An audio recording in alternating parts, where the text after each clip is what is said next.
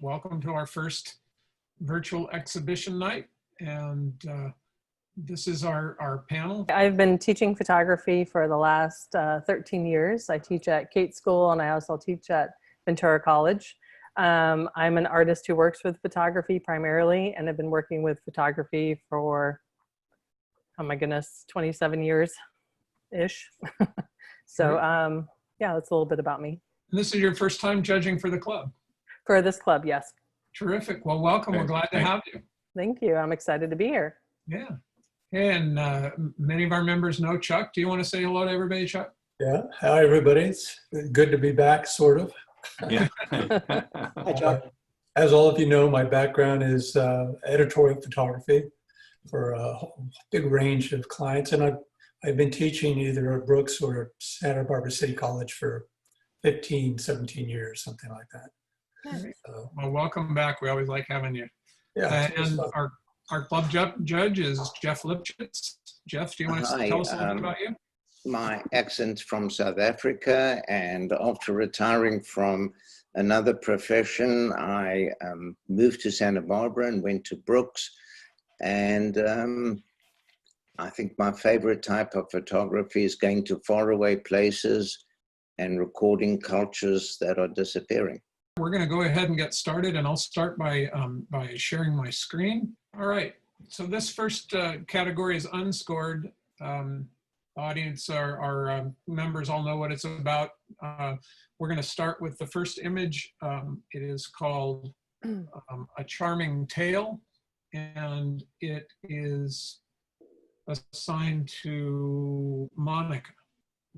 Yeah, so I looked at this image for a little while, and you know, at first I was really impressed with the ability to photograph a theatrical scene, given the production lighting.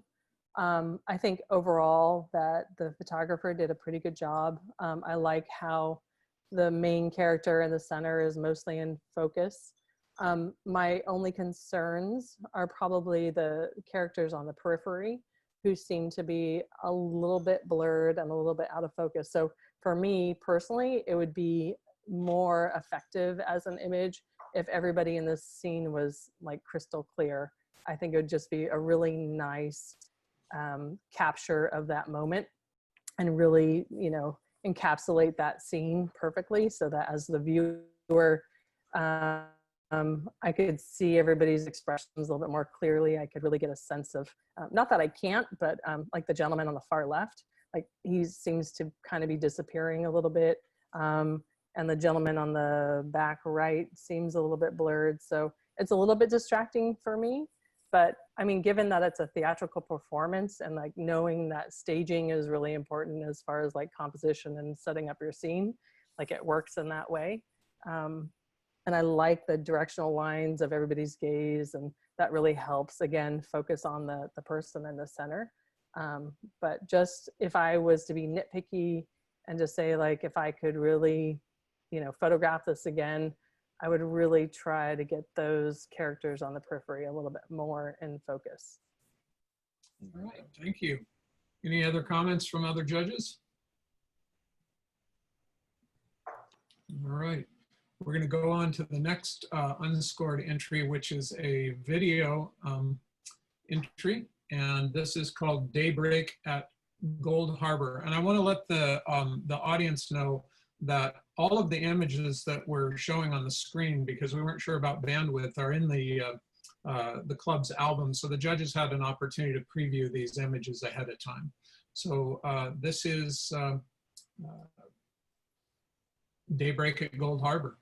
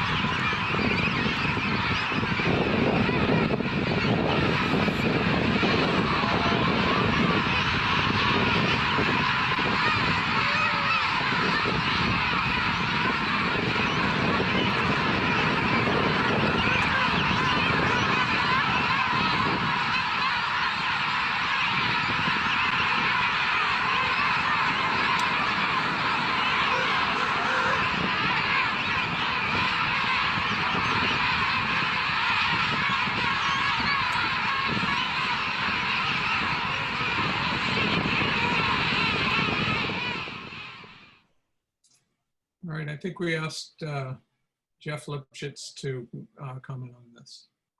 Yes, just to make a comment, I watched it on Flickr and it looked much better. It sort of doesn't quite look as good, you know, on this across Zoom. So just, this is a movie done on South Georgia Island. And what's interesting, I don't know, I saw Dan earlier. I actually went there with Dan and another member of the camera club. So the video shows the beach with king penguins, elephant seals, and in general captures life on the beach very well. The penguins walking around and chatting to their friends. There's good contrast with that to the elephant seals lying around and resting and virtually doing nothing except you saw the one yawn. So Dan, well done. It's nice to go back there again after a few years. All right, I'm going to take us off screen share for a minute because it looks like we've lost Dan. Oh, no, I'm here. Oh, are you? Okay. Thank you, Jeff. Thank you. Yeah, Pleasure. actually, I'd like to mention something about this. Normally with this type of video, you'd want a windsock or something over the microphone, but I think it really kind of adds to the atmosphere, the sound of the wind mixed in with all these penguins, gives you a feel for just how rugged the environment is and what they actually deal with. It looks like to me mating season. So it's a harsh environment and it sounds like it as well as looking like it. Yeah, and if I can add to that, I'm just super impressed in general with artists, videographers, photographers who are out in nature filming and photographing those subjects. And so, you know, there's a lot of patience that's involved that I'm, you know, envious of. So I thought it was a really beautiful video, and I loved especially the cut over to the penguins and the pairing. So as far as like the linear progression of the film, I like how you had kind of this, you know, perspective from a little bit farther away, and then slowly brought it in as if, you know, we're focusing on these characters, which I thought was really a nice shift from looking at this from far away, again, you know, really focusing in. So that was a really nice, I'm assuming purposeful way to edit and shoot. That was really beautiful. Terrific. All right. The next video is, it's called Quick Waves. Let me make sure this is all in the screen. Can you all see the full frame? Yeah. Yes. Of the video? Okay, so here we go with Quick Waves.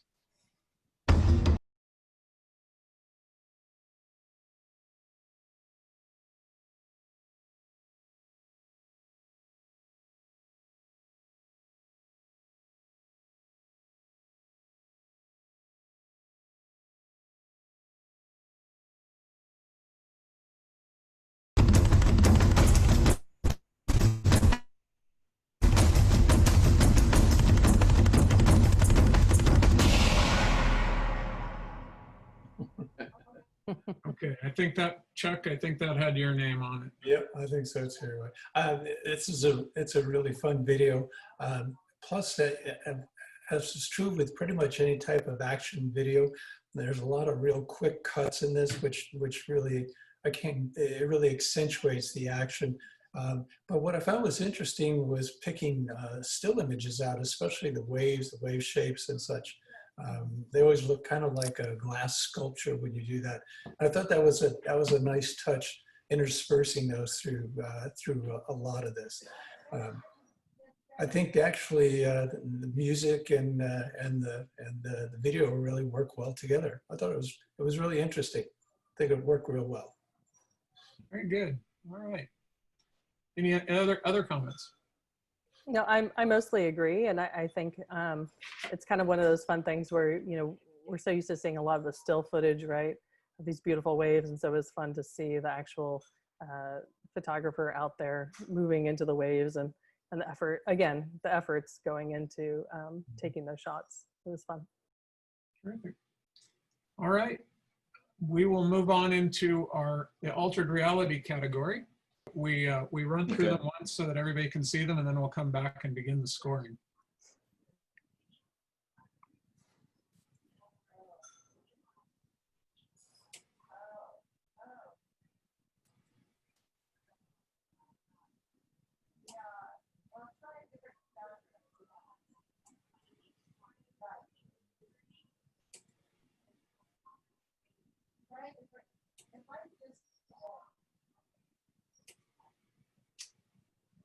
Okay, so the first one is a noteworthy gathering, and this one is critiqued by Monica.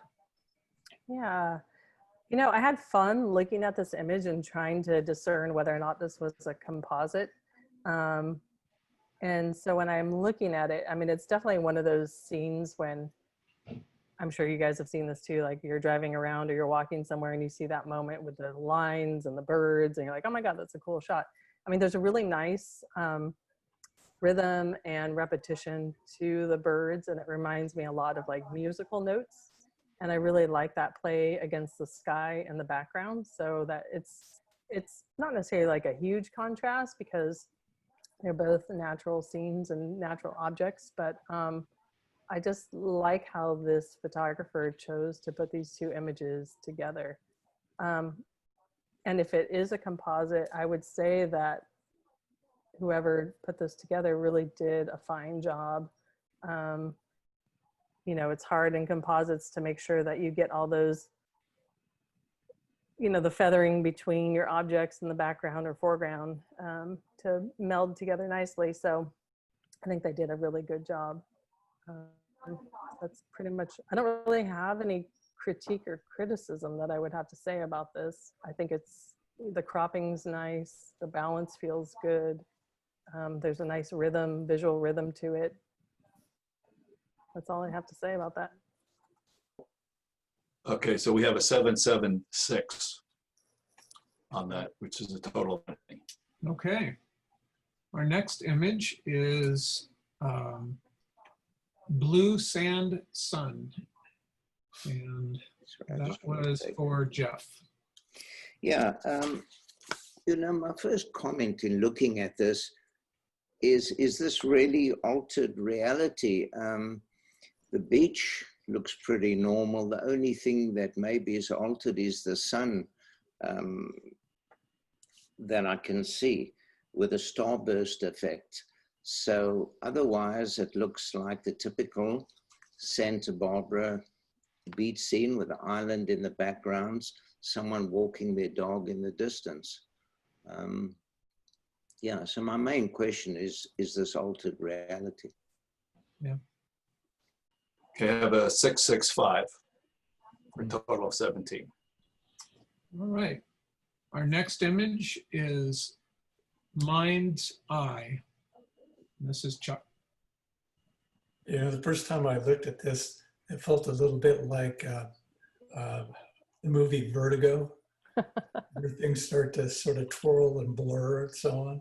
I think it's actually pretty interesting. I have no idea what the original will look like, but it looks like we've got a lot of liquefy going on here. It's got to be, actually, it's got to be a lot of work. I find when I look at it, I have trouble sort of locking on to something. It literally looks like it's still moving. So pretty effective that way. If that was the effect we're looking for, and good job with it. I've got a 6, 7, and an 8. Okay. For a total of 21.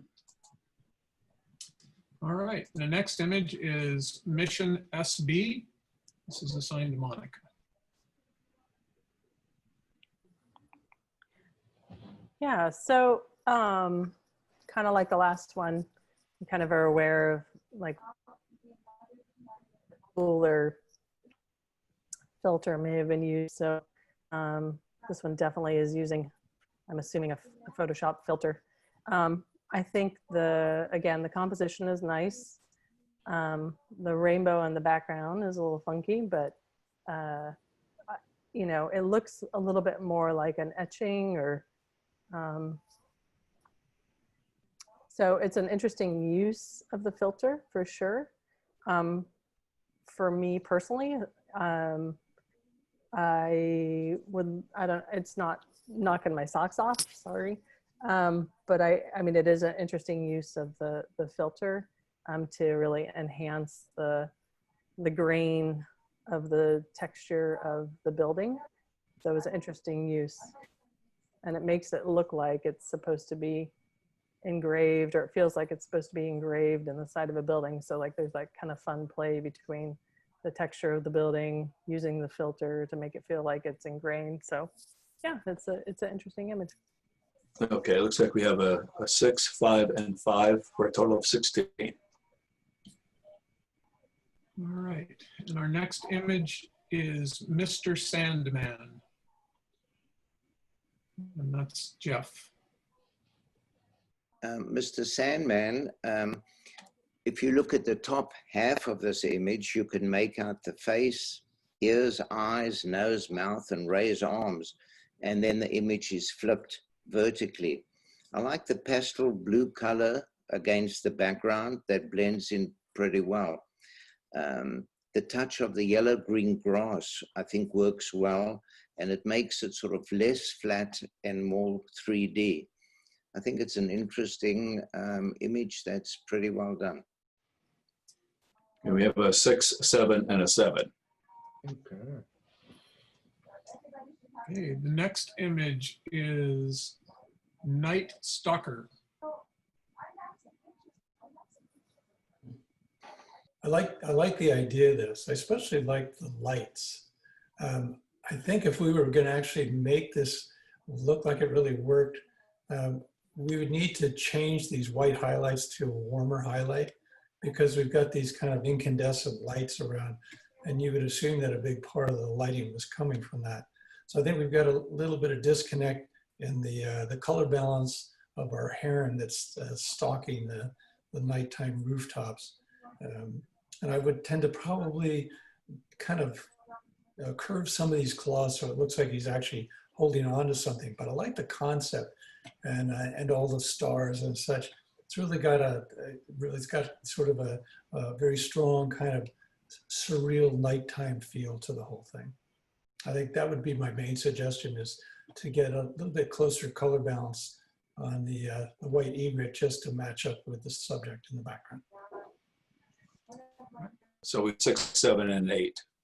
Okay. Right, the next image is Scary Trees, and this is Monica. Yeah, this one was an interesting image. Definitely gets scary. I like the lights and the darks. I like the way that this person framed the shot, and the angle is kind of interesting. I'm curious about why the artist decided to black out certain parts of it and, you know, highlight other parts of the image. The background, the sky, has this very spooky feel. So, I mean, going off of the title, it definitely has that spooky feeling to it. I'm not sure if I necessarily have any recommendations for what the artist could do differently to this piece. I guess I have more questions, and I would love to like find out more about what their intention was, or what their concept is behind this.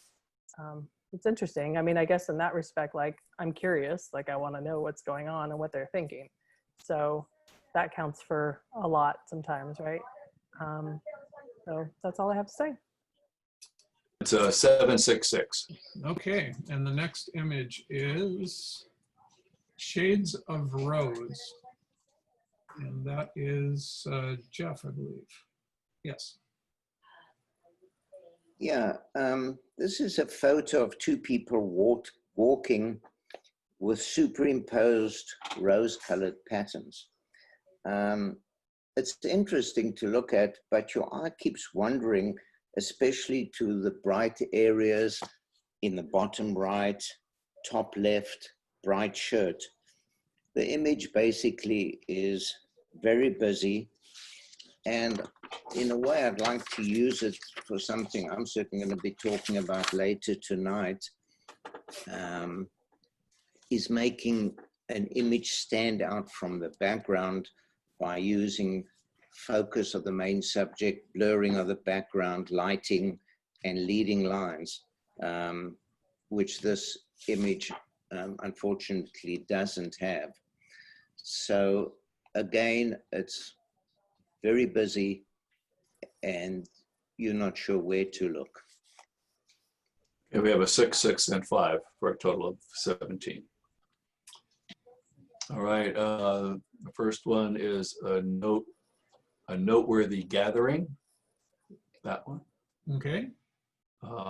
Should I name the photographer as well? Yeah. Yes. Okay, Stuart Wilson. Good name. Next one is Mind's Eye. Stephen Sherrill. Okay. Next one is Miss Sandman. Bill Ban.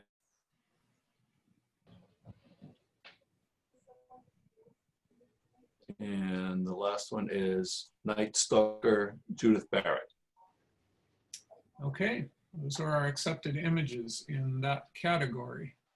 Here are our definitions, requirements for nature.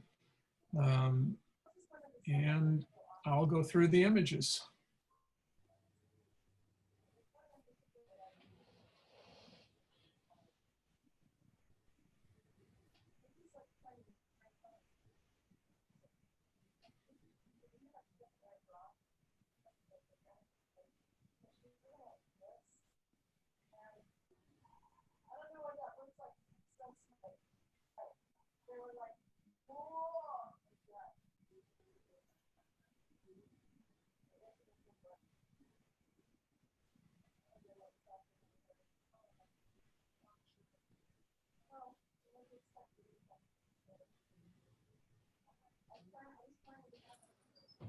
All right. And so we will start with the first one. And this is alpha male. And the critique is Chuck's turn.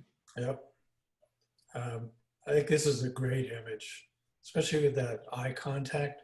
The lighting is great, just kind of soft backlighting that gives kind of a halo along edges of the orangutan and the branches and stuff. I think the one thing that I would like to change slightly is just get a little bit more of his right arm up there. It's sort of chopping it off almost sort of casually. I'd like to see that hold of that right hand up that tree. It's going to give you a little bit more environment. I like tight crops like this, so I'd have to see the original to really know whether I would crop it this way. But the rest of it is very strong, and I think works extremely well. Beautiful lighting, great pose. Everything's really working well. Plus, it's got a very soft background, and so we're separating the subject using very shallow depth of field. Okay, we have a 9, an 8, and a 7. Yeah. All right. Our next image is Arches National Park. And this one is Monica. Yeah, it's a beautiful image. It's a beautiful location. I think the thing that feels a little limiting to me is that this is such a great expanse and I want to see more. I'm not sure if the artist would be able to, you know, if you were going to be there and shoot it again, maybe get like a wider angle lens to really get some more of that landscape. I'm a little bit torn between wanting everything perfectly in focus versus maybe wanting information in the foreground out of focus and really emphasizing the background. It's a beautiful location. I do think that the photographer did a really good job shooting this. But there, again, it's like kind of like the last photo, if I could look at their images and kind of see what else they shot to see if they could get some different angles or different wide angles. I would really love to see that. But I think it is beautiful, and there's some really beautiful lighting that's happening on the rock formations. So Okay, 6, a 7, and a 6. Okay. All right, the next image is called California Sister. And this is, Yeah. This is an image of a very pretty butterfly. I'm not sure the name of it.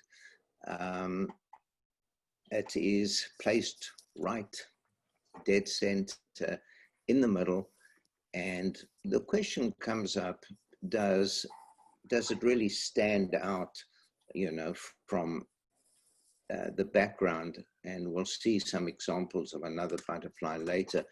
I looked at it carefully, not on this, and I found that it was a little bit soft, you know, where you'd wanted a sharper, the eyes and the head sort of. And then when you look around on the left, bottom, right, you see those leaves are pretty sharp, and especially on the right, it's quite bright. It's also quite bright, the leaf above the butterfly. So your eye tends to wander into the surroundings.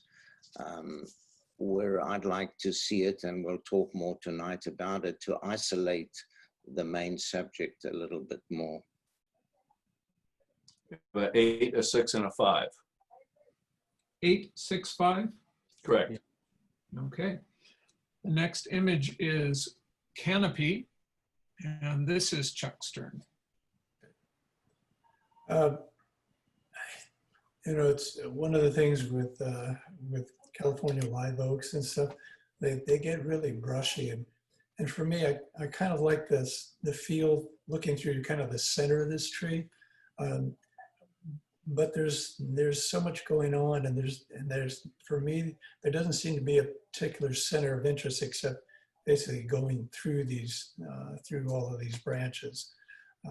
So I'd like to see maybe cropping it a little tighter and eliminating some of the kind of the confusion around the edges, I guess, which for me gets a little distracting.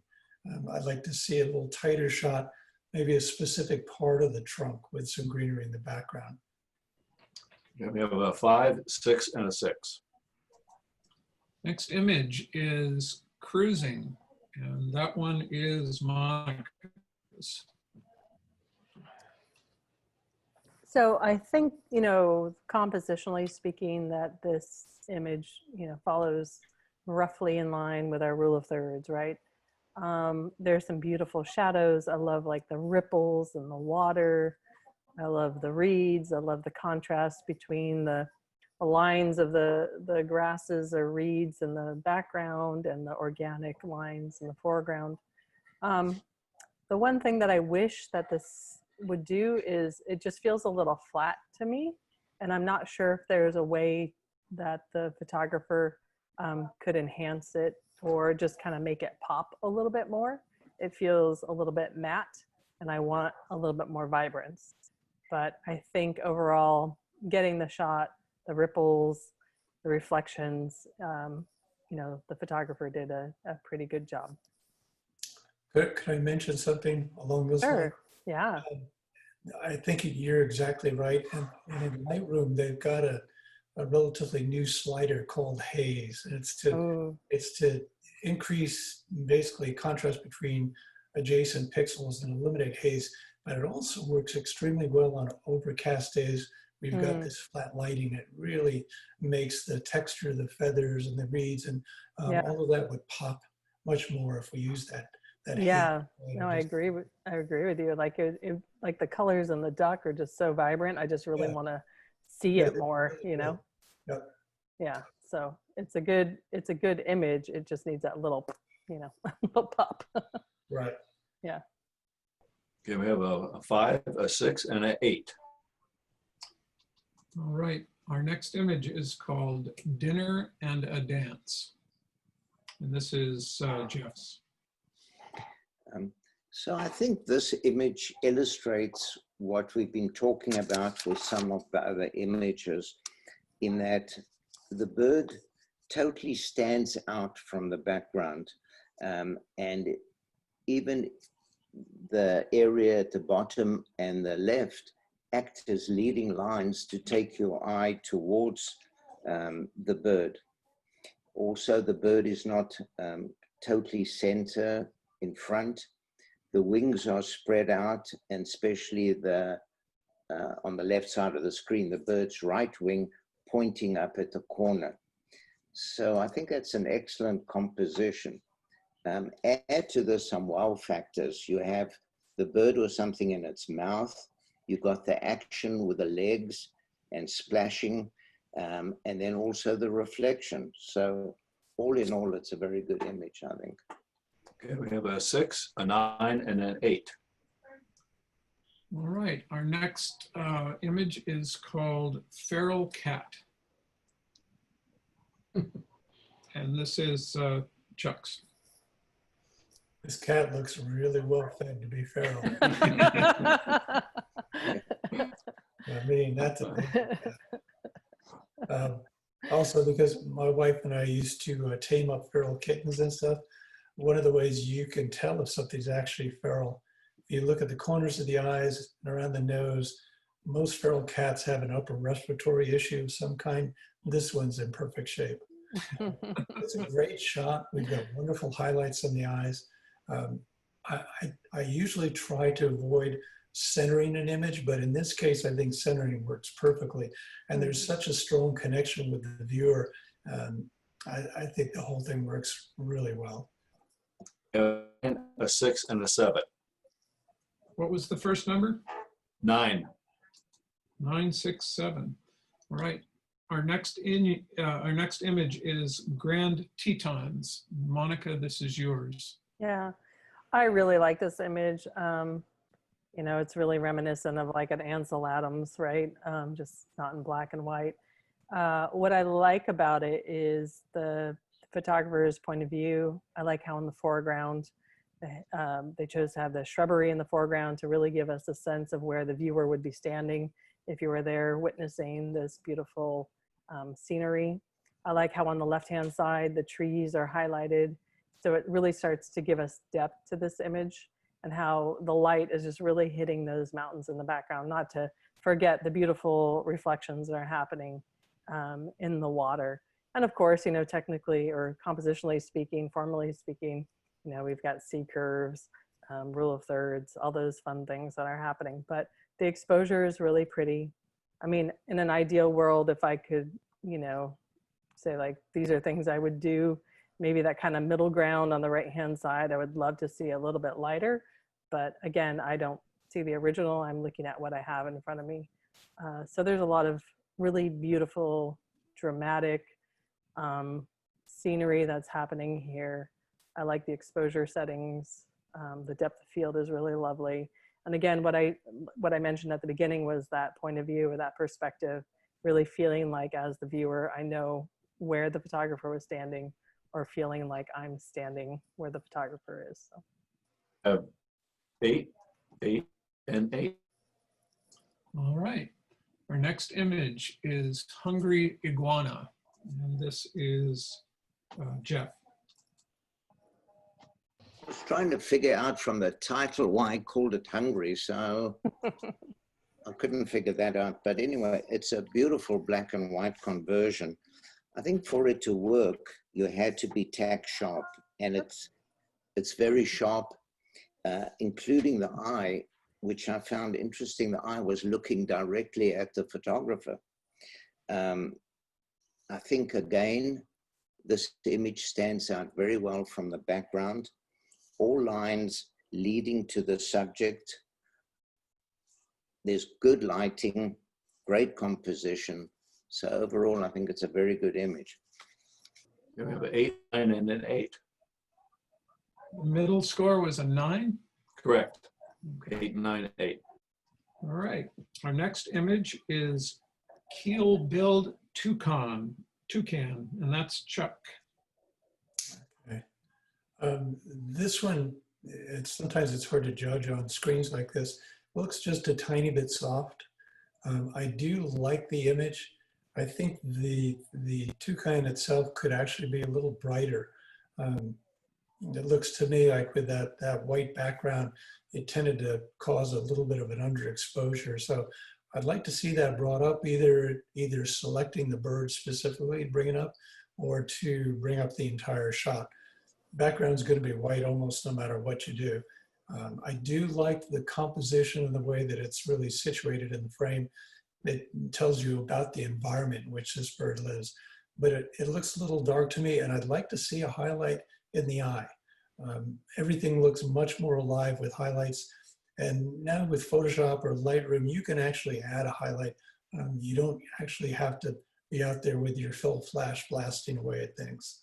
So there's a couple things I would change on this. Overall, it's quite a strong image, I think.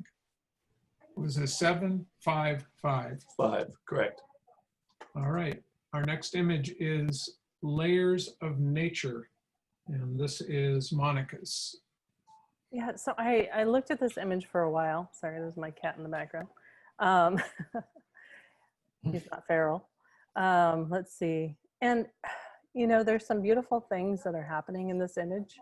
I love the light that's hitting the leaves and the trees. I love the light that's hitting the path. I like, in some respect, that I can see what I'm assuming are little waterfalls in the background.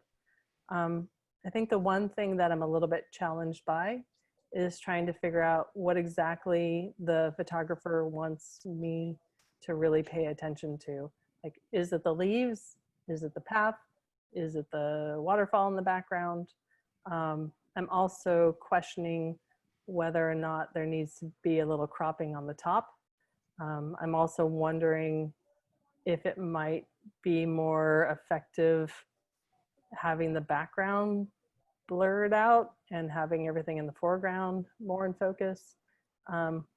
So it's I feel like I understand what the photographer was looking at and seeing, but I just feel a little distracted. And it's not that it's not a beautiful shot. There are a lot of really beautiful, subtle elements that are happening in this. Again, I'm just not quite sure where to ground myself visually. Okay, we have 3 6s. All right, our next image is Licks, and that is Jeff. I think the photographer caught a very interesting moment with one leopard licking the other. I also like the angle he took it from. He's taken it from a low enough angle to isolate the image against the sky. However, I think this good image can be greatly improved by doing the following. And I tried this myself on the screen. If you crop out from the middle of the image, the whole right side, some of the sky on top and some of the foreground or the bottom, you end up focusing entirely on the 2 leopards on the left, and you capture that action. And I think it's a much more powerful image. You've got rid of distractions. I don't think this leopard or that body on the right add anything. A lot of wasted pixels you've got rid of, and you'll have a much more powerful photo. And we have 7 7 and 7. All right, and then the next image is Near Las Vegas, and this is for Chuck. I like this one a lot. For me, we've got a little bit of imbalance on the composition. And when I'm looking at it on the screen here, because I've got my chat window open and stuff, it kind of hides this right-hand side. But I think what we should be doing is considering these Joshua trees as framing elements. And I think the camera should be forward just a little bit so that the grove of Joshua tree on the right is literally on the right side of the frame, framing this view, which is a great view. It's a really nice black and white, great stormy skies and lots of texture. But the way it's set up, actually, let me move my window real quick. Yeah, the way it's set up, it feels out of balance because our main elements are on the left and we don't support the right-hand side. I think what we need to do is move closer so we can put a Joshua tree towards that right-hand side, and then the balance would feel about right. Very dramatic. We have a 6, a 7, and an 8. Right. Our next image is called Northern Shoveler. And this is for Monica. My second duck for the night. Let's see. I like the vibrance in this photograph. The blues and the cyans and the eye. I mean, it's all very lovely. The depth of field is really nice. You've got that narrow depth of field. You know, technically speaking, the formal quality of it, it falls almost in line. I know I keep saying the rule of thirds, but you know, it's not quite there, but almost. It's off center. We have room on the right-hand side for the duck to swim into. It's, you know, it's a nice composition. And it feels like the exposure worked nicely for this image. And again, there's some really nice vibrance in the colors of the bird. We have a 9, an 8, and a 6. Our next image, Rain at Red Rock. Sorry, Rain at Red Rock. So the photographer came across this quite moody, rainy scene. It's very flat. I think when you come across something like this, your eye sees much more than the photograph. And then I think the photograph's taken, but it's rather flat with the lighting, and I'm not sure where to really focus on. So I think again in post-production, this rock in the center, if that could be added contrast and some extra lighting maybe, or I could light a light on that. I think my eye tends to drift towards the left for those white clouds and blue sky up there, because that's brighter. And yet if you crop that, you crop out the area of rain. So I think I would change my angle, number one, as the photographer, but maybe with some more post-production, this could be enhanced. We have a 5, a 6, and a 7. Next image is Red Fox, and this is for Chuck. I think this is a great image. It's really almost a landscape, but it's got a bonus thrown in. Beautifully done, great lighting. It shows a lot of the environment this animal lives in. I especially like too the stormy background. Right? This time of year, and I think this was in Yellowstone.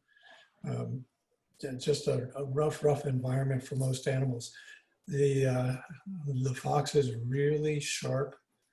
Background is really soft, and it supports the image beautifully without intruding too much. So I think the balanced composition, leading lines moving towards that fox, everything is working for this one, which is basically an environmental image of a fox in the winter.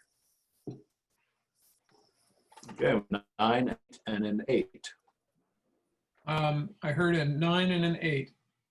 And another 8. 9, 8, 8. Correct. Okay. Our next image is South Fork Smith River, and this is for Monica. I really like this image. I think there's some interesting things that are happening in it. I love the light on the water. I love the light in the background. It really leads my eye down the river towards those trees in the background. I like how the trees in the foreground are lightly lit, so they're not too dark, just light enough. What intrigues me most is this contrast with what I'm assuming is either rain or snow, something falling, or at first I thought maybe it was star trail, but I think it's either rain or snow.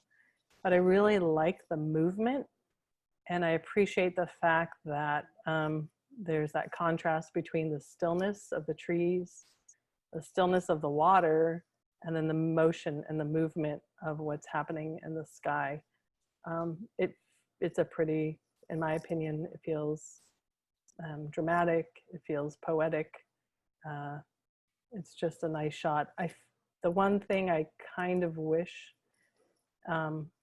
and I don't know, again, if this would have been possible, is to have more information to really give some more expanse to that sky, to really emphasize what's happening up there. Maybe that would have been not cropping as much. But again, I don't know what the original image was or looked like, but it's a pretty enigmatic photograph. We have an 8, 9, and a 9. That was 8, 9, 9. Correct. Okay. Next image is Splish Splash. This is Jeff.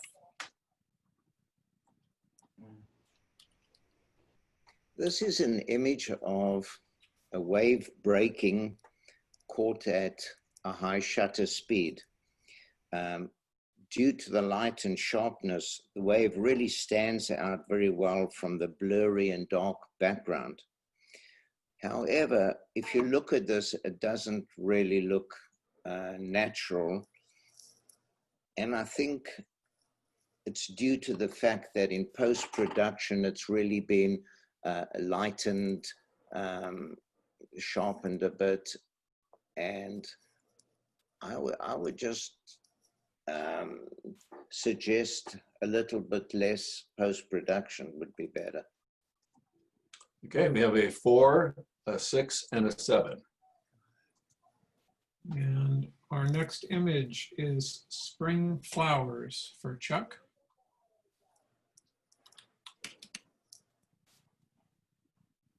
This looks like the Botanic Garden, and this is really nicely done with this forced perspective where we've got the camera really right down at the level of the poppies. Lots of depth of field. Lighting is really nice. We've got a quarterback lighting going on. Color, everything is good. No movement. Sometimes with this big a field of flowers, sometimes you get something moving with a slight breeze. And it looks like the end of the day when they're just starting to close up. But I especially like the camera position, taking it low like that and creating a sense of that you can almost reach out and touch these flowers. I think that's really well done. Okay, we have a 6, a 9, and an 8. All right, our next image, this is the last of the nature images, is Toucan at Breakfast, and this is for Monica. We say, if one can't, two can. You know, I think this is a nice image. I like the gaze of the bird, and I think, you know, Jeff has alluded to that in some of the nature photographs that we've looked at and how important that is, and the angle. I mean, you know, there's a conversation, a visual conversation, if you will, happening between us and the subject, which is really nice. Of course, there are some things I wish I could suggest, or if the photographer could go back in time and reconsider or think about, or in post-production, really trying to emphasize the beautiful colors in the bird. I love the foliage on the right-hand side, but the left-hand side I'm feeling a little lackluster with. And unfortunately, my eye keeps kind of drifting over to that left-hand side. And so, you know, again, it's more of questions like, what would it look like if I cropped out some of that left-hand side? But then you don't want to crop out too much because, you know, you don't want to crowd the head of the bird. So I think that if there is a different angle maybe, or maybe playing with different versions of how to crop this image, playing with some post-production tools to try to make it pop a little bit more. It does feel a little bit flat, and it's such a dynamic creature that would be so nice to like really give it that attention that it deserves. But in general, I do think it's a lovely shot. I think that whoever photographed this, you know, has a nice eye, waiting for that opportune moment when the bird turned its head in a particular way. Those things I have to commend. There's a lot of patience that went into this photograph. Okay, we have a 7, a 9, and a 6. All right. Do you want to go over the accepted ones, Bill? Yeah, are you ready? Yeah, we have, looks like 12. First one is Alpha Mel. hold on. All right, alpha. All right, here we go. Okay, alpha male, Bob Rottenberg. Dinner and a dance.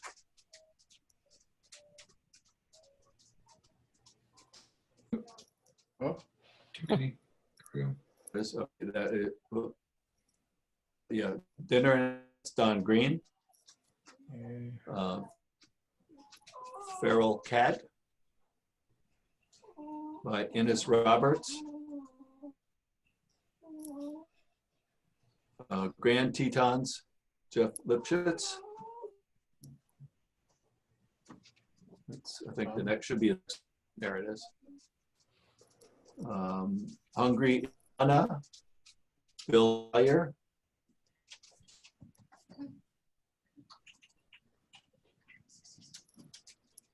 Should be the next one. Yeah, there we go. And then we have Licks, Seaton.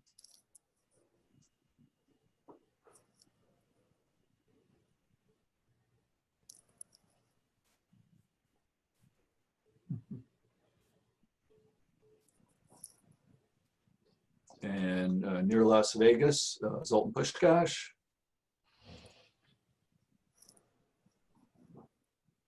Northern Shoveler, Williams. You Which is broke the up one. a little bit on that. That was Ron Williams. Correct. Then Red Fox.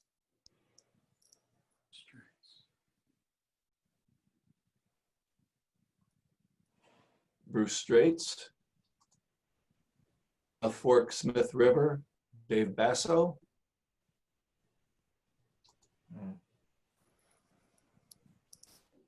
Spring Flowers, Ken Fife.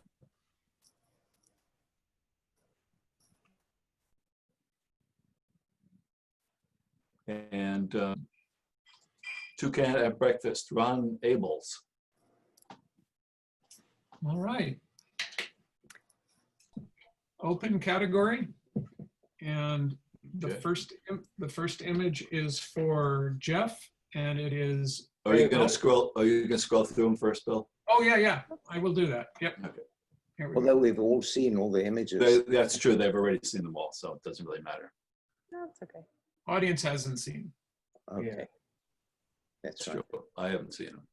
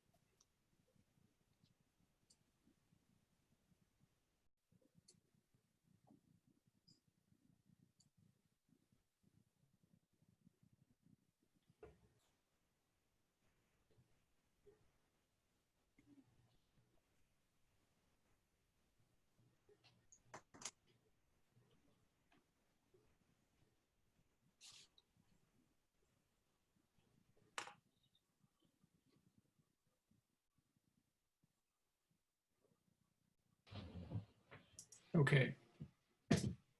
So here we go. The first image is alpha male coyote, and Jeff is up for scoring. Well, this coyote is well isolated. It's a good composition, with him looking to the left of the photo and having plenty of space to the left. On the right, we can see those branches in the rock, which again sort of act as leading lines pointing to the coyote. My one suggestion would be that branch on the left, on the left of your screen, going up into the sky. I would clone that out and get a clear sky. I think that's distracting, and your eye tends to go to that. So it would be better to clone it out and have a cleaner image. But I think it's a beautiful image. 876. 8, 7, 6. All right. The second image is angularity. And this is for Chuck. Okay, this looks like the Disney Music Hall. It's really a very abstract building. Um, for me, I have one issue, that little sort of wedge of sky in the upper left. Everything else has got texture and different tonality values. I'd be cropping that little piece of sky out of there. The rest of it I really like. The lower right-hand corner, I might bring up a little bit more of the detail too. At least on my screen, it's getting a little dark, and I'm kind of losing the texture that everything else has. But I think that upper left-hand corner for me is the only real issue, and probably we could take care of that with a little cropping. We have a 6, a 7, and an 8. And the next image is baby hippo. This is for Monica. Oh, I think you can. Oh, there you go. Can you hear me now? Yep. Yeah. Sorry about that. I was just saying that this photograph is so interesting, and I have questions, as I always do for the photographer, about what their concept was or is. It looks reminiscent to me of like a natural history photograph. Could be isolated from a diorama, but the scars on the hippo are very, I mean, obviously it's really sad. It's also part of nature, but they're very aestheticized also, like beautiful. The lighting on the hippo is really beautiful. Technically, I think it looks like the artist maybe cut and or masked the hippo from the background in order to make the background dark. So there are just some like little nuances on the feet that kind of bother me. But it's an interesting image. It's a little hot in the middle, which I wish that was not so much, but I do like the highlights on the face. I do like the rear side where it's not so bright. It's definitely an interesting image. Again, I feel like the ones that create me to ask questions are interesting. we have a 6, a 7, excuse me, a 6, a 7, and a 7. Okay, our next image is California sunset. This is for Jeff. Well, for those of us living in California, we've seen this scene many, many times. I think the couple in the scene are well isolated by the bright background. I think the composition is good with the light going diagonally from the left up to the right top corner. I also like the complementary orange reflecting the sunlight and the blue of the ocean, complementary colors. My suggestion, and this is just a small point, would be maybe cropping from the right to remove that single person that you can hardly see up at the top there. And I think this will result of the couple being mirrored by the couple right on the top and maybe slightly improve the image. Otherwise, a very pleasant image. Okay, a 6, a 7, and an 8. Right, our next image is closed. And this is for Chuck. Miss Sammy's camera. Right? Sad, I know. yeah, you know, it's an interesting image just from the standpoint of volumes and shapes and contrast and shadows. I think all of that's working really quite well. I'm not sure that there's anything I would change. We've got a little bit of area in the lower left, of basically the ground level, which is almost dark, and we've got a little bit of light down there. I'd probably clone that out just to clean it up. But overall, I like this kind of diagonal composition. I think everything's working. Like I say, it just has kind of sad connotations for me that we've lost the star. Okay, we have a 6, and a 7. Okay, our next image is clouds in a historic window. Yes, clouds in a historic window. And that's for Monica. So I am a fan of windows. I like the way that they frame the world. And I love the reflections that are happening in this. And I love how it's, you know, for more better or worse, like more in focus on the top and because of the panes of glass on the bottom, a little bit more blurred out. Like that's really appealing, almost like a gradient, if you will. I think the one thing that I'm competing with in my mind is as to whether or not I want that kind of top little section to be cropped to that lip, not quite to the window frame, but just that topmost lip. And also to the bottom where it's not quite even. I mean, it's a little, you know, nitpicky, and some people may disagree, but there are tools that you can straighten things out and you can kind of adjust them a little bit.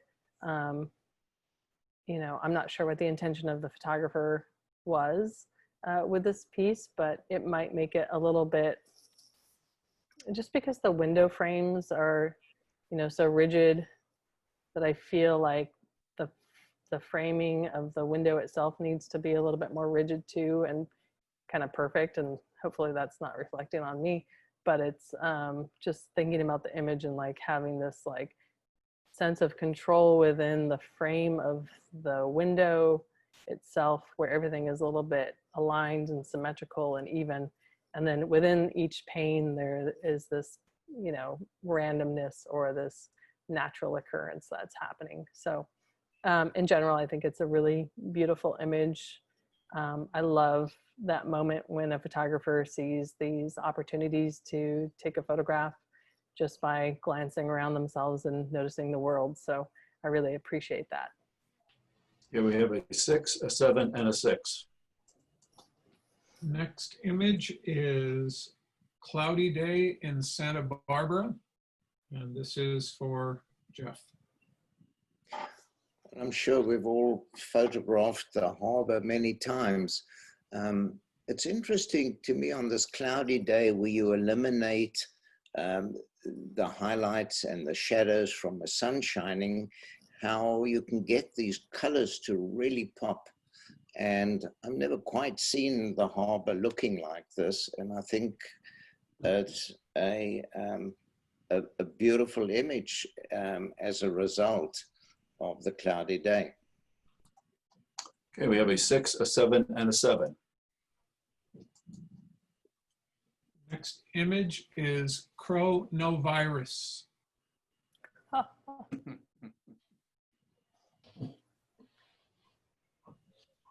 This is mine, Bill. Yes, I think so, yeah. sorry. You know, it's kind of the sort of the ultimate crow portrait. You know, we got that stormy sky behind them.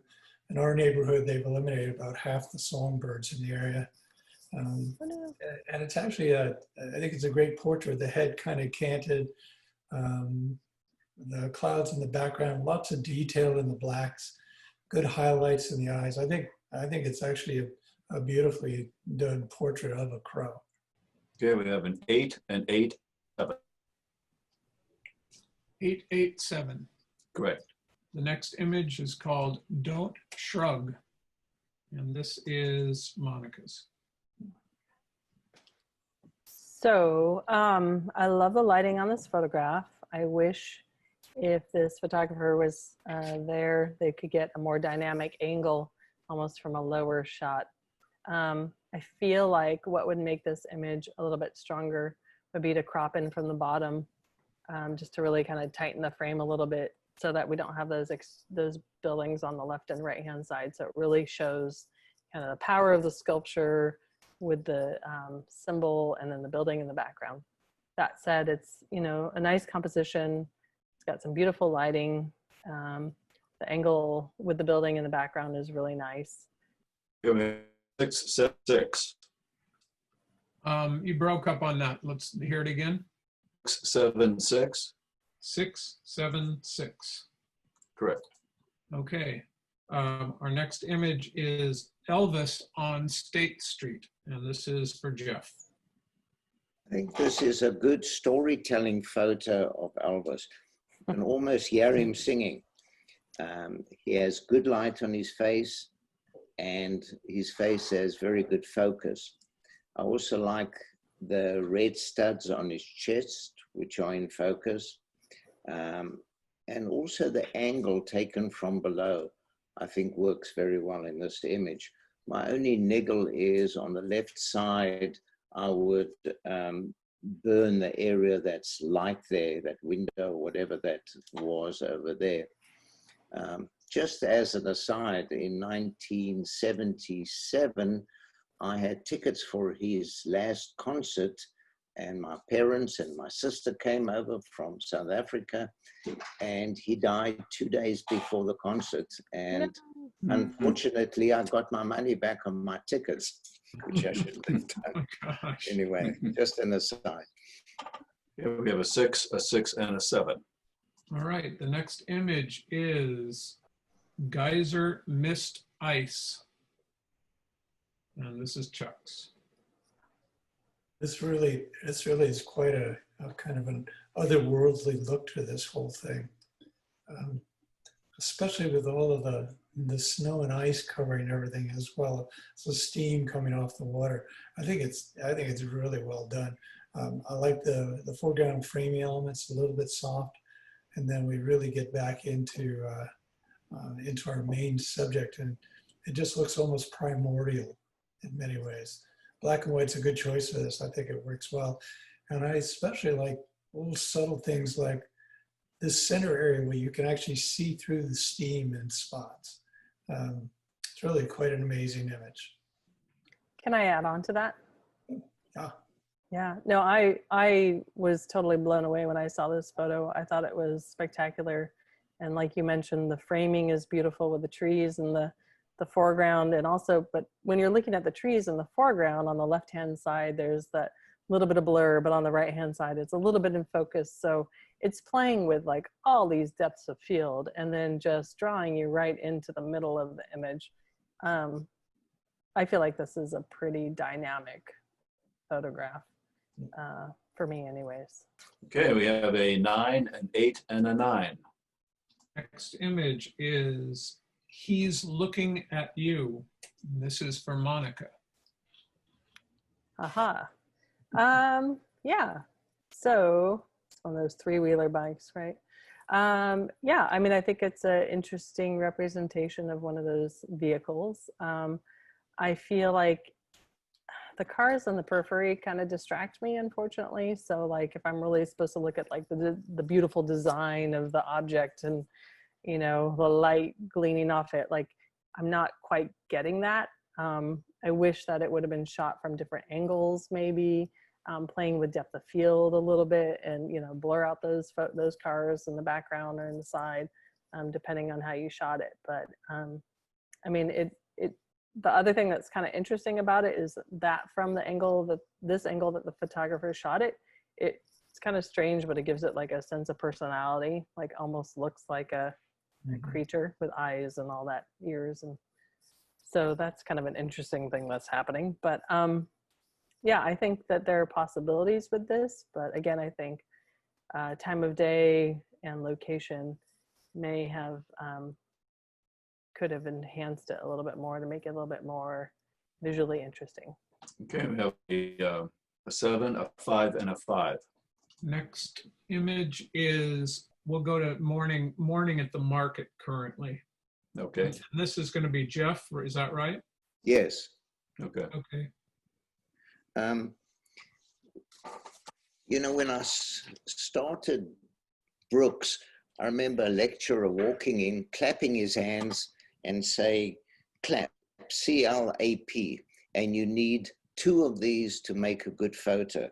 And it was color, light, action, and pattern. And this photo reminded me of that because it has all 4. So the composition is good with the action taking place at the left third of the photo, which I think works so much better than if it had been right in the middle. We'll see another photo in a little while that contrasts to this. So I think it's an excellent photo, good composition, good lighting. It works very well. Yeah, we have a 6, a 7, and an 8. Correct. And the next image then is pandemic. Yes. Okay, and this is Chuck, right? Yes. Okay. Let me It's kind of it's an eerie shot how empty it is.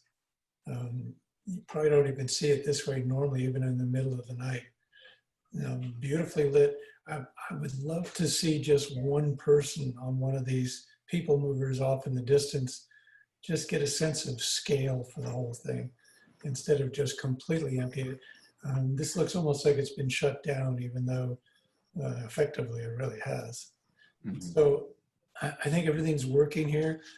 I just wish that we'd had just one person in here just to show really how empty it is, and yet it's still it's still functioning. The airport's still open. Okay, we have a 7, 8, and an 8. 7, 8, 8 on pandemic. The next one is pink and blue, and that's for Monica. It's a nice shot. There's some nice light happening on the flamingos. It feels like in either post-production or when shooting, there's either a little bit too much post-production or the exposure is a little, I'm not sure if it's an ISO issue or not. I would like to see a little cropping on the right-hand side to really kind of reinforce the gaze or the position of the flamingos kind of looking towards, as we're looking at the screen towards the left. You know, it's a nice shot.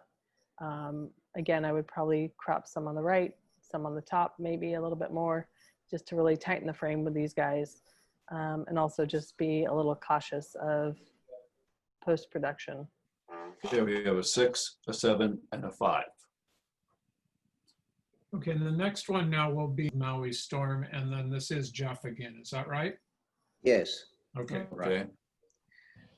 Actually, this is my second image of rain tonight as I'm looking out the window at the rain. You could have 2 ducks. Right. I think this is a very successful image of rain. I like the dark foreground, which adds depth to the photo. The composition, I think, is very good with a line from the bottom right going up towards the left corner, turning around and going along the top of the rain clouds. The triangular shapes we see, and also the subtle luminosity shades, black and white, I think is well done. So I think overall, I like the image a lot. Okay, we have a 7, an 8, and an 8.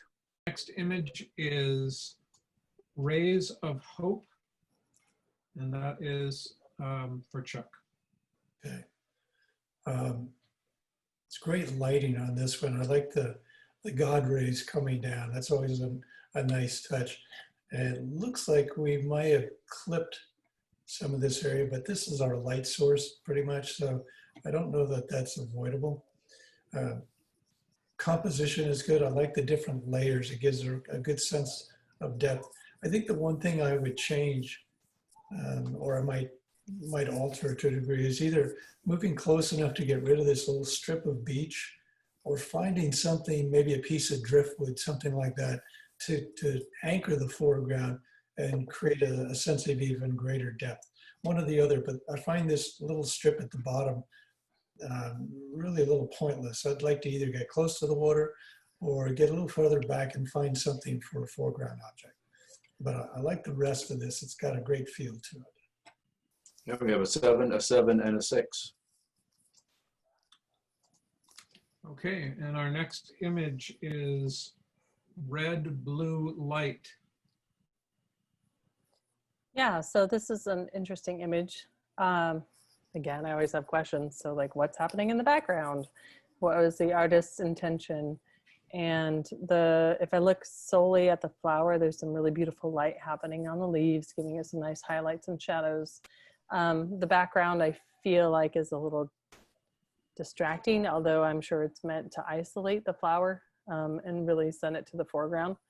But, and I'm not sure exactly how I would remedy that, but there could be some cropping involved, maybe a little bit on the top, maybe on the left, keeping a little room on the right, or sorry, if we're looking at the left on the screen, a little bit on the left. So yeah, it's interesting. It's a little bit complicated. We've got this very still object with this movement in the background, which makes a nice contrast. But again, I'm really curious what the intention is. Okay, we have a 5, a 6, and a 7. Next, oops, sorry, the next image is Rincon Mountain. I think this is a very pretty picture, and it's sharp from the foreground right through to the background. I like the complementary colors from yellow of the mountain to blue reflections. This showed up better, you know, in the other, not so much on Zoom. The rocks, clouds, mountain bathed in good light. I think the composition is a bit unbalanced, and maybe if the photographer, it looks like could walk forward and get round that corner a little bit with the rocks, it might be, might improve it. Because the title is Rincon Mountain, which is, you know, pretty far back there. Yeah, in this weather, the photo makes me want to be walking right there with my camera. Yeah, we have a 6, 7, and a 7. Next image is Silent Sail. This is Chuck. I remember being becalmed like this in a sailboat race.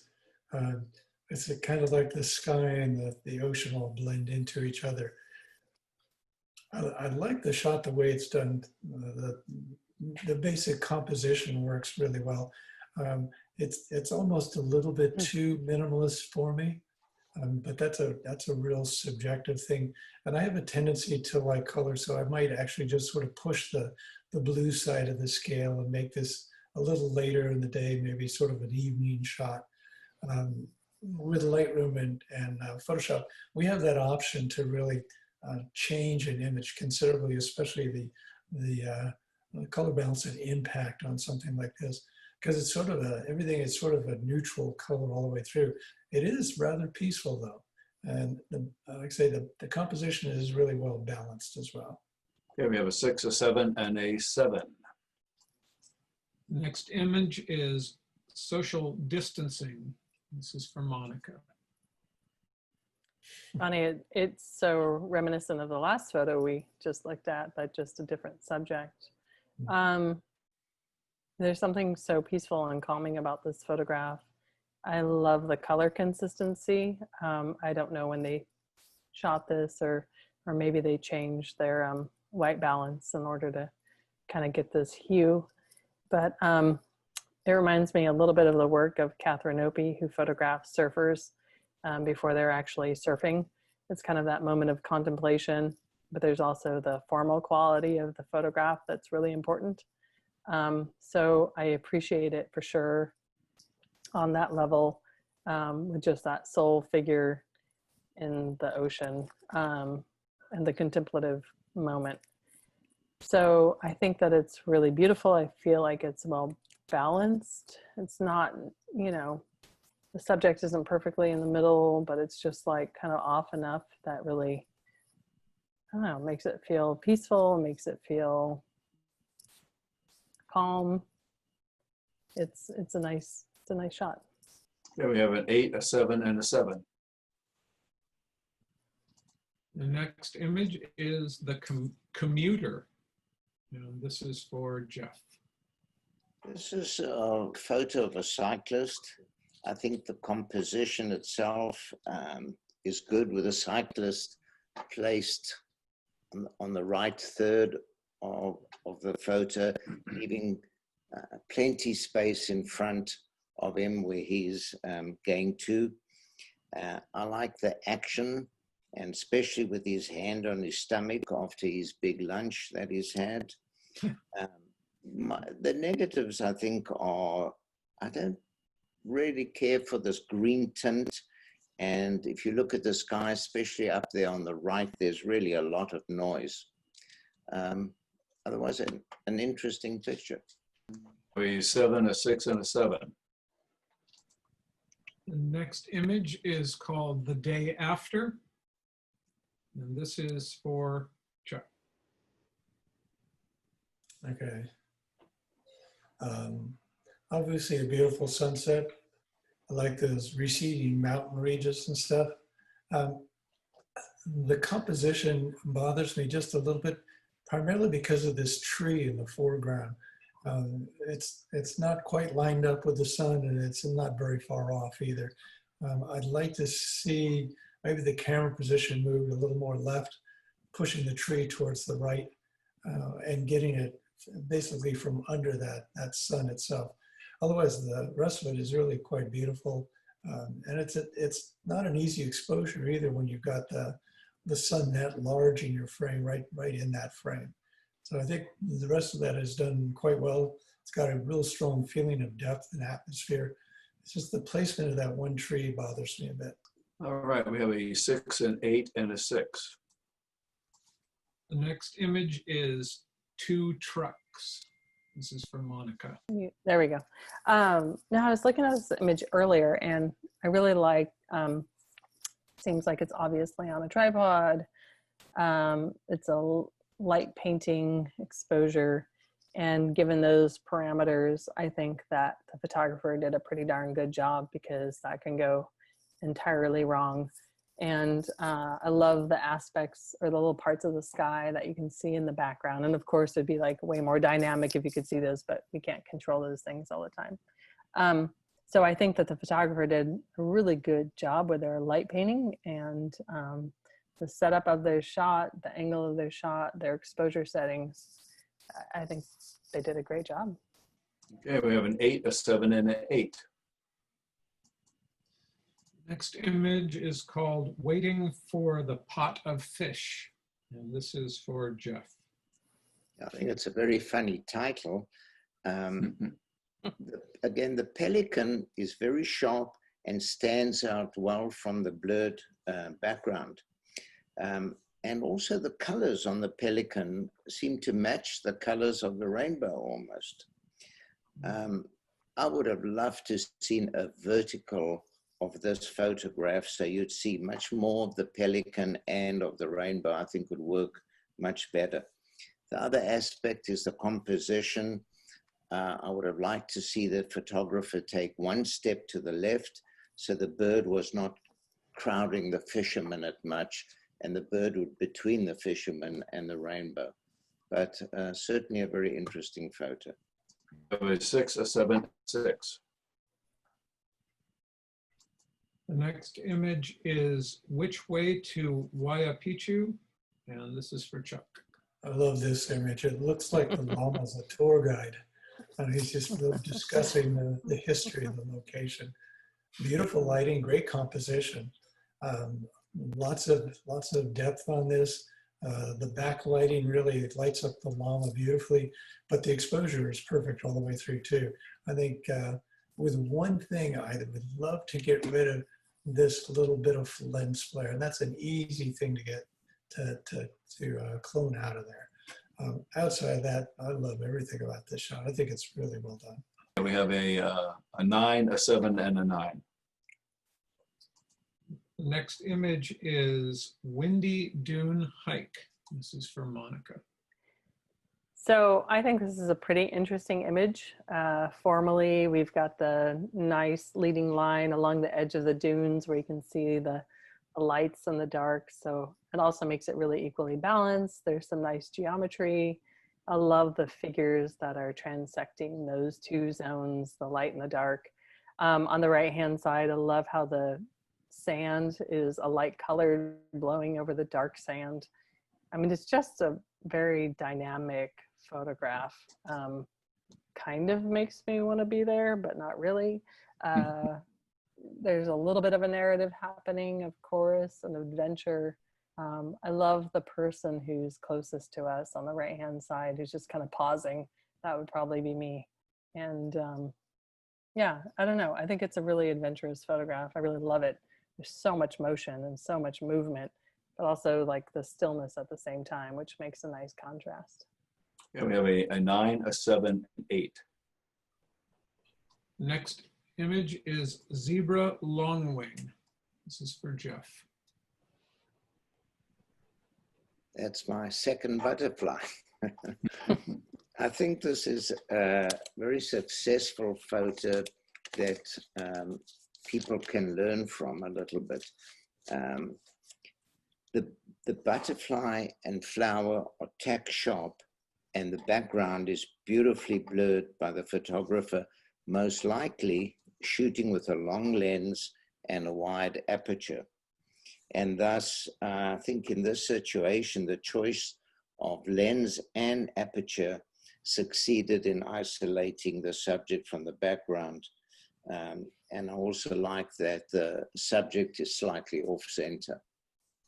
So a very successful image.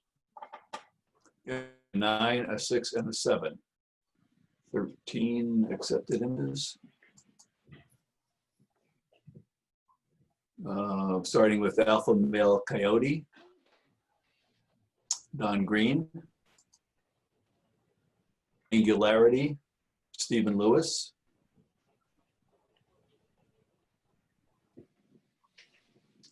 and California Sunset, Carrie Topliff,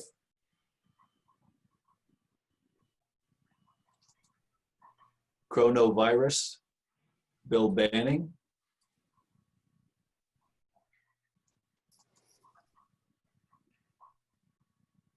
okay. Geyser Mist Ice, Bruce Yates. Maui, okay. Yeah, that's the Geyser Mist Ice, Bruce Straits. I'm going to go to Maui Storm because that's the next one on my list. Okay. Maui Storm. It's going to be a ways down the line. Hold on a second. We'll go back to the Okay. others. Yeah, I went past it. I must have gone too far. There it is. All right, that's Maui Storm. Yeah. Or rain, depending on. There it is. Okay. Yeah, Ron Abels. And then we go to Morning at the Market. Ellen Clark.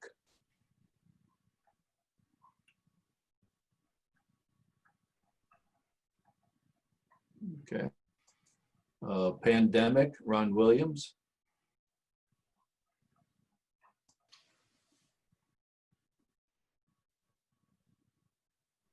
That's that one. Social distancing. Yeah, okay. Social distancing, the girl. 2 trucks.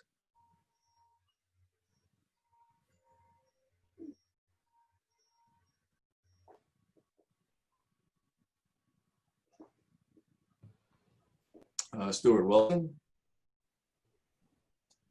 Then we have Which Way to Way of Pichu.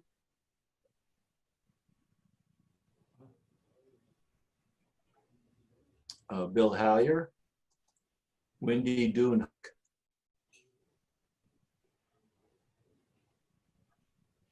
Jeff Lipschitz. And the last one is Zebra Longwing by George Wellick. Okay. And our last category. Okay, we'll go through. Oop, I have to.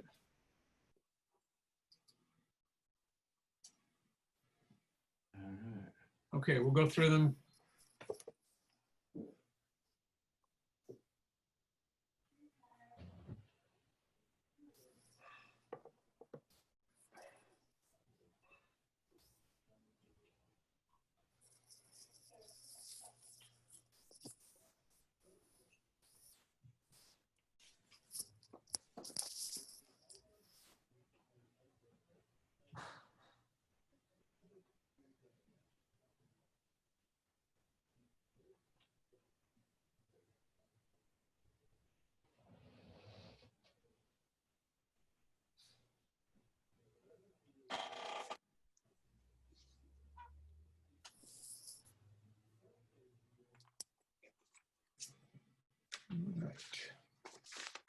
The first image is, let's see, it's going to be Chuck, and it's Dancing Senoras.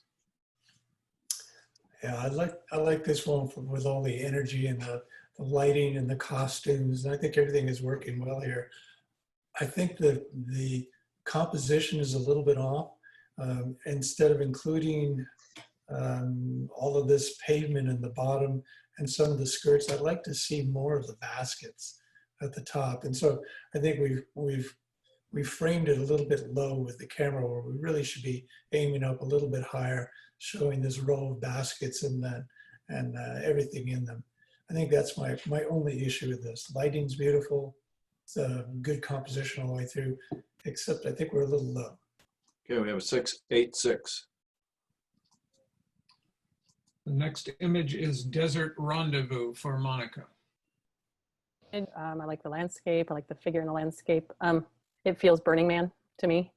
So like somebody was at Burning Man and taking some photographs, which isn't a bad thing. It's good. The lighting's nice. The exposure's nice. I kind of wish it would be a little bit more dynamic. And as I'm saying that out loud, I'm not quite sure what that means, but it seems like there might be room to really play with this a little bit more, to make it a little bit more dynamic in that landscape. Okay, we have 7, 7, and 6. Next image is East Beach Ballet. This is for Jeff.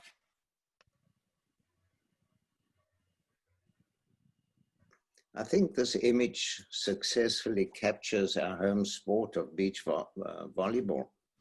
By the use of a slower shutter speed, it shows the motion of the jumper in the picture, and yet the people that are static are actually sharp. I think that's not easy to achieve, and I think it might have been quite a bit of trial and error to get that right. I like the angle, the low angle that it's taken, and so therefore isolating the figures against the sky and the ocean. The vignetting helps focus our eye, I think, on the jumper.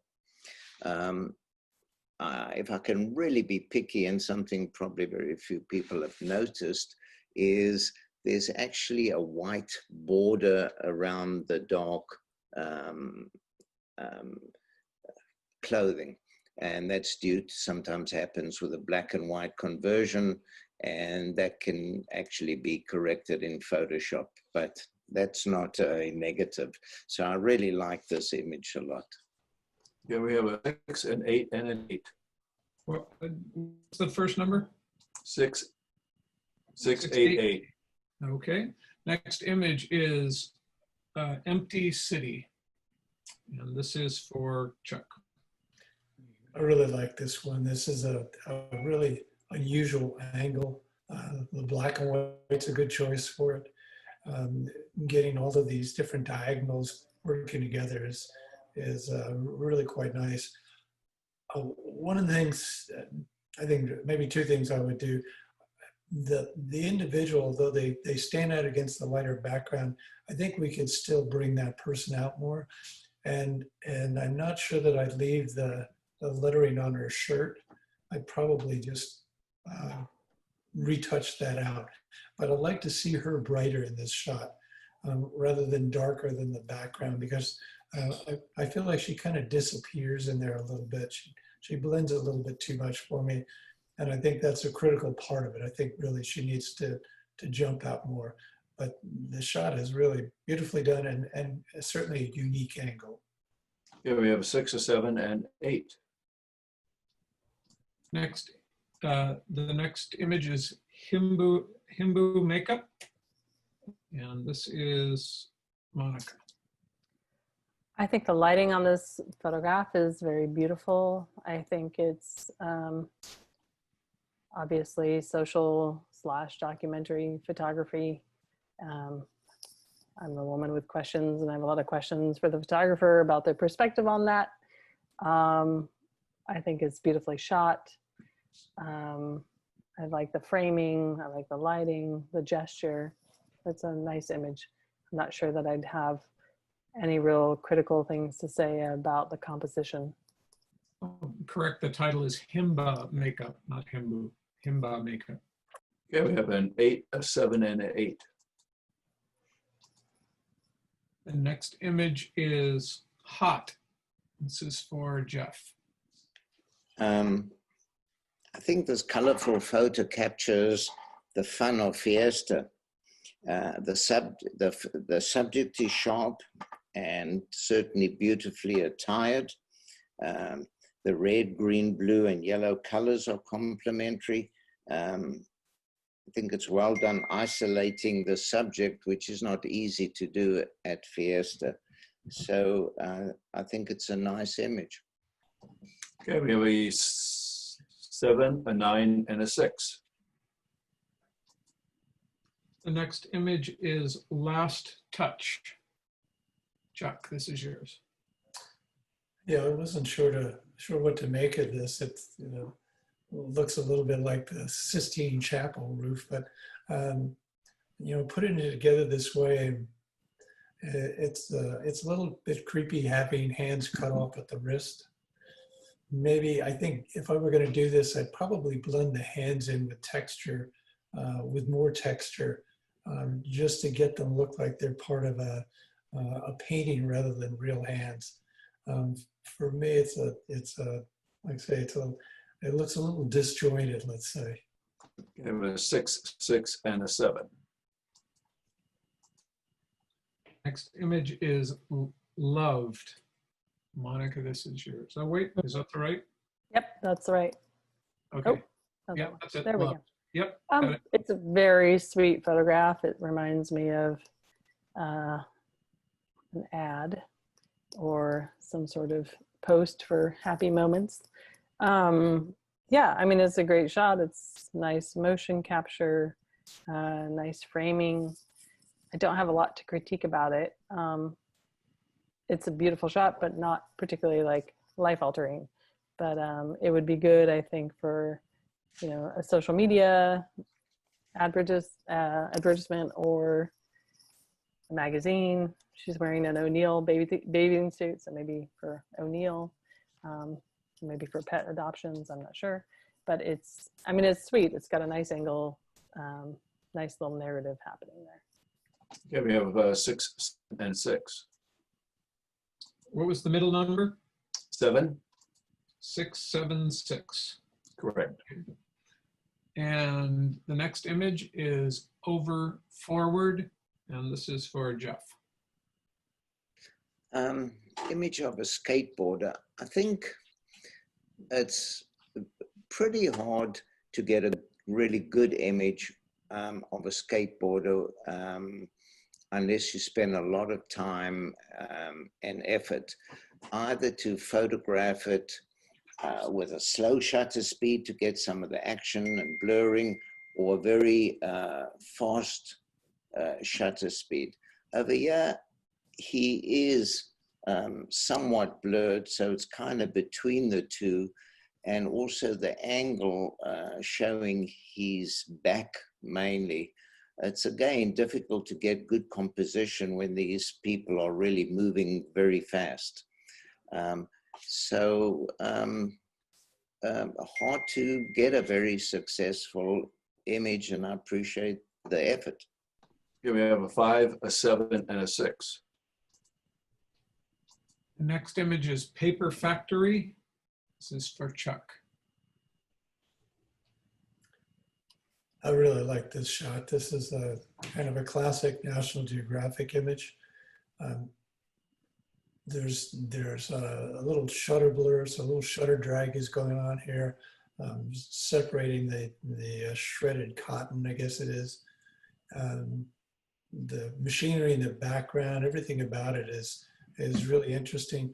I'd like to get rid of a few distractions though. For instance, this open doorway here is a great light source, but it's kind of bright in comparison. So I think I would be cropping right down past that, get rid of this bright area. And I'd like to get rid of this box too. It's the only thing that's not very traditional looking in this shot.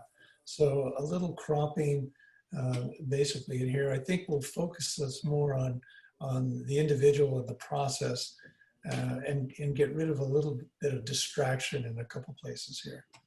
But it's really quite a fascinating image. Okay, we have an 8, a 6, and a 7. Next image is titled People. It's for Monica. So this was an interesting shot.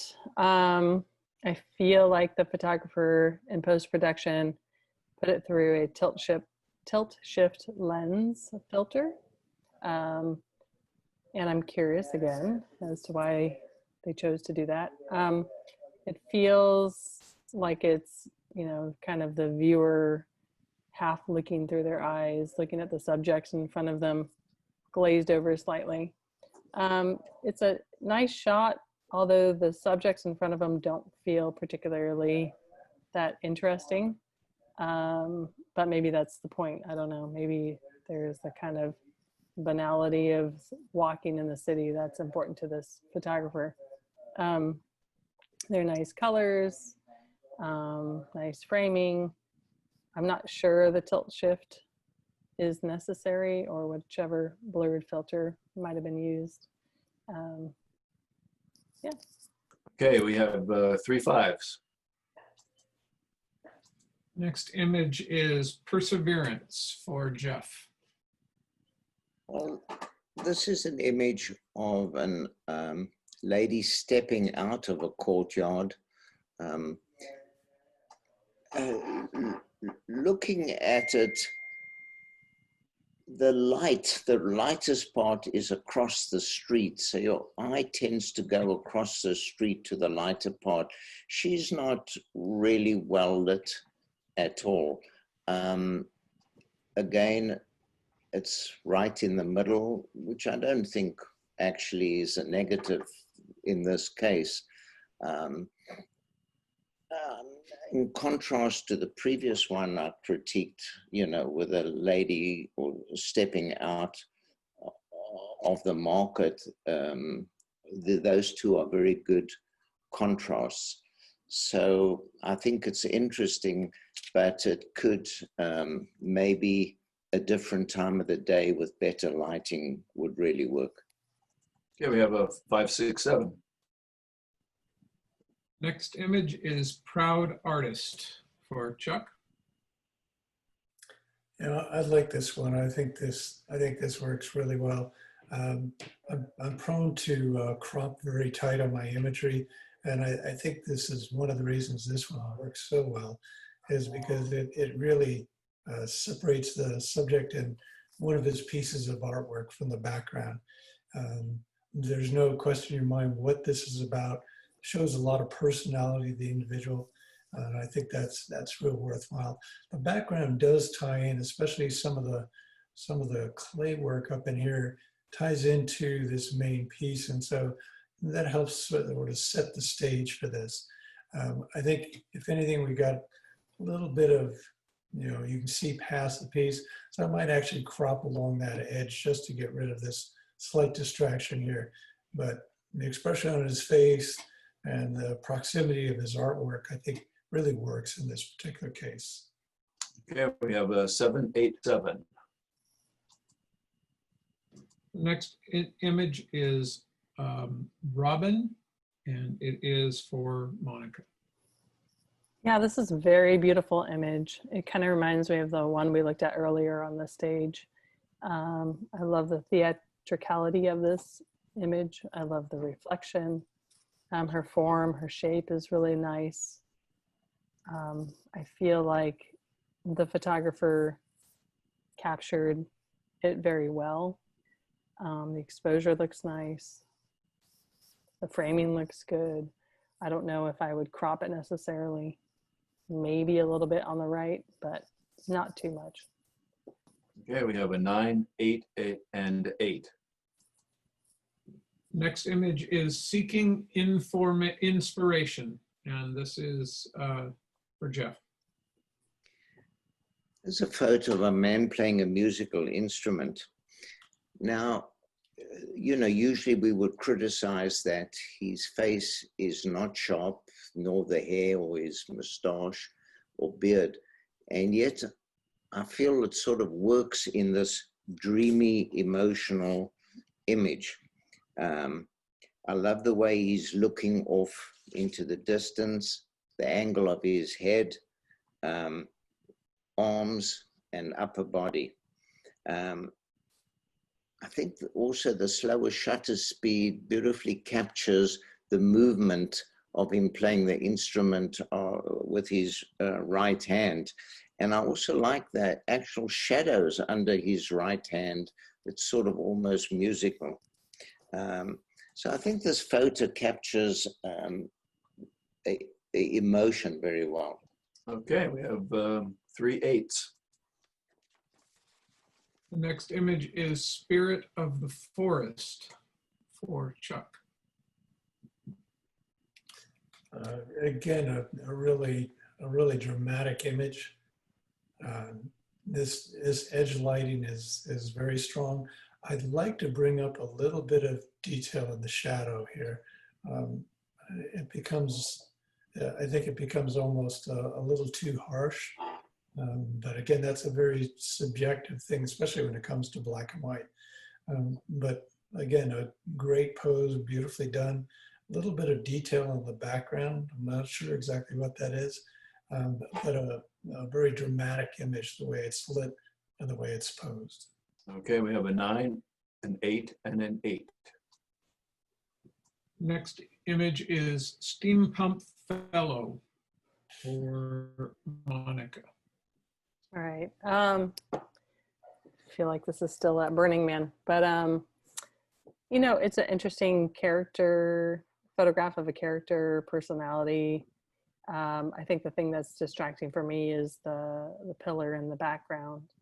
I'd like to see the character kind of positioned somewhere else, to not be so distracted. That part in the back just really distracts me. And I really want to focus, if I'm going to focus on the character and trying to figure out this character, I don't want those other kind of symbols or things that I can read to try to infer where I am or what's going on. But nice lighting, interesting person to photograph, maybe tightening the crop a little bit on this person. Maybe we don't need the whole below the waist, but just kind of a, you know, waist high and above. I'm not quite sure. So that's all I have to say. Yeah, it's we have a 7, a 6, and a 6. Next image is The Kiss, and this is for Jeff. This is actually one of my favorite images. And again, that clap, it's got the color, lighting, and even action with him kissing the way he is. The image itself is totally sharp. And again, we talked about backgrounds a lot today. It stands out from the background, which is complementary color, I feel, and non-distracting. So I really like the image. My only negative, and what I would want to hang it on my wall, would be it's cropped too close to his lips. There needs to be more space in front, as we've discussed in some of the other images. I'm not sure if it's cropped like that, or if it's cropped like that, it's easy to fix because you can get more space.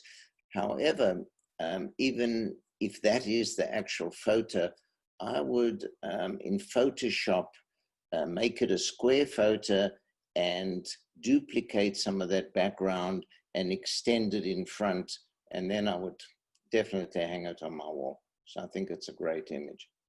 Okay, we have a 6, an 8, and an 8. Next image is Tripod Holes for Chuck. Yeah, I've been to a few places that have this. Just essentially put your camera here and shoot away. I like the combination. I think, you know, this is sort of a classic comment on some of these famous photographers' locations and such. Usually when I see somebody working like this, I like to see what they're aiming the camera at. In this case, I don't know that it's all that critical. I think with this sign, this pretty much says it all. It's kind of a spoof on favorite photographer locations. Okay, we have a 6, a 7, and a 6. The next image is Waiting for the E Train. This is for Monica. Yeah, I like this photo. I've seen photos similar to this, using kind of the panoramic mode to capture subway scenes. So this photographer did a really nice job capturing the scene. The exposure seems nice. You've got clarity in your figures. Nobody really seems blurred out. I like the cropping. You know, the subjects are fine. I don't particularly see anything like crazy dynamic about any of the characters or creating any sort of like narratives in my brain. But overall, I think it was a nice exposure, nice use of panorama, nice use of location and cropping. All right, we have 7, 6, 7. The next image is What's After 18? And this is for Jeff. This is a close-up of a beautiful young girl, I think in a dreamy pose. What struck me was the very narrow depth of field. If you look at her right eye and the lashes are sharp, and yet the eyebrow right above it is not sharp. So I'm not sure if a lot of that was done in post-production or it's extremely narrow depth of field. Also, when we talked about the previous picture with the clown, she has plenty of space to gaze into, which I like. Then if there's any negatives, I'm not sure I like her fingers covering that much of a face, especially if you look at her nails, they're dirty. So that's not very complimentary in this portrait. And the bokeh in front of her head, there is a little light and it blurs the line between a forehead and background. But on the whole, I think it conveys good emotion and feeling, and is a nice picture. Okay, we have a 6, an 8, and a 7.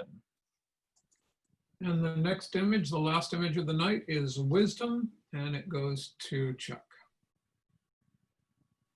Okay, so here's another kind of classical National Geographic shot. Very, very soft background. Looks like we've got some fill flash going on this one, or a second light source. Contrast is good. The details in the face, all of that's working real well. The clothing, everything's exactly how you would like it. Again, kind of working along the same direction as Jeff is going. I'd like to see a little bit more space on the left, maybe just literally shifting the crop left a little bit, showing just a little bit more background in the direction she's looking. Good highlights in the eyes. I don't know there's much of anything that I would change with this. It's a good, strong image, shot on location, travel type of piece.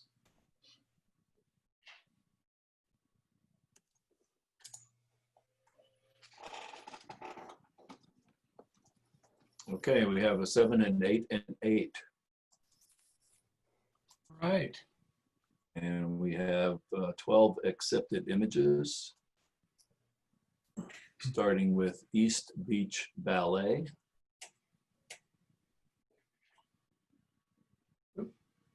By, there we go.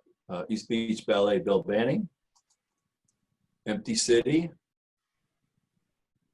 Chris Seaton. Himba Makeup, Jeff Lipschitz. Hot, Lorraine Woodman. Paper Factory,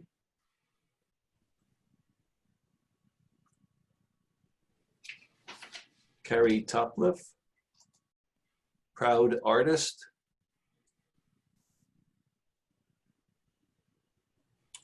Bill Hallier. Robin, Stephen Sherrill. Seeking Inspiration, Don Green. Spirit of the Forest, George Wellick. The Kiss, Bob Rottenberg. What's After 18, Dave Basso. Wisdom, Ron Williams. And that is it. Thank you, judges.